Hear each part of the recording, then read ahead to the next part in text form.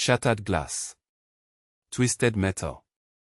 The screech of brakes still ringing in the air. But it wasn't the accident that would take Dr. Charles Drew.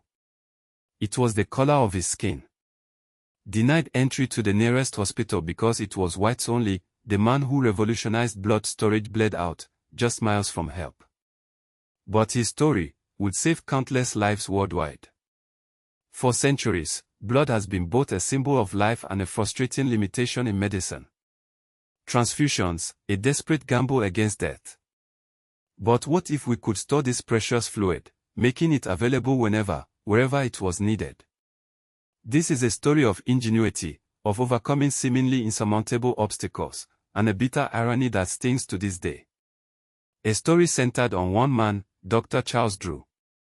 Born in Washington, D.C. in 1904, Drew was a star athlete turned surgeon. His brilliance led him to Columbia University, where he began researching blood storage techniques. Before Drew, transfusions were a logistical nightmare. Blood clotted quickly, spoiling the supply. Drew discovered that separating plasma, the liquid part of blood, from red blood cells allowed for much longer storage.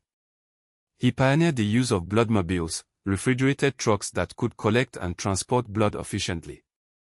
His method significantly increased blood plasma preservation time. During World War II, Drew's expertise was desperately needed. He was appointed the director of the Blood for Britain project in 1940, organizing the collection and shipment of blood plasma to aid wounded soldiers. His work saved countless lives. Later, he became director of the American Red Cross Blood Bank. But here's where our story takes a dark turn.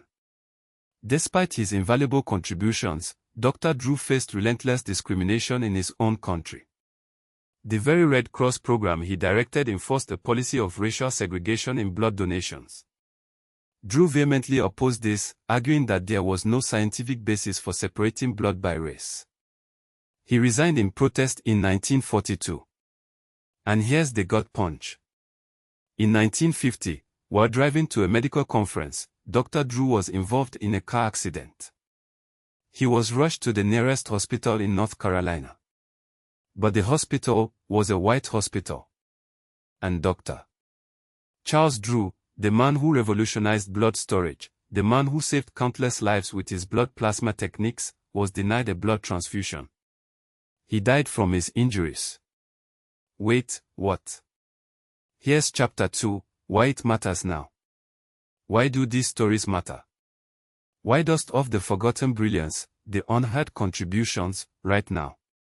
Because the world is rushing forward, powered by innovation, and Africa's seat at that table has too often been predetermined, or simply ignored.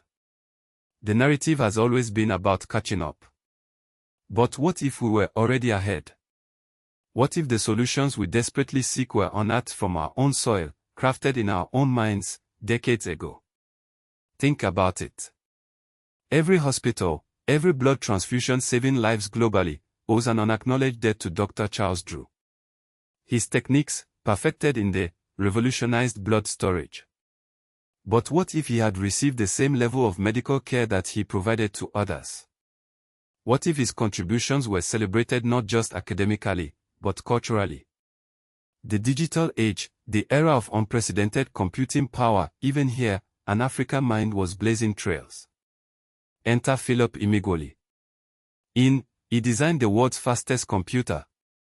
Not using cutting-edge algorithms dreamt up in Silicon Valley, but by observing the intricate, efficient structure of beehives.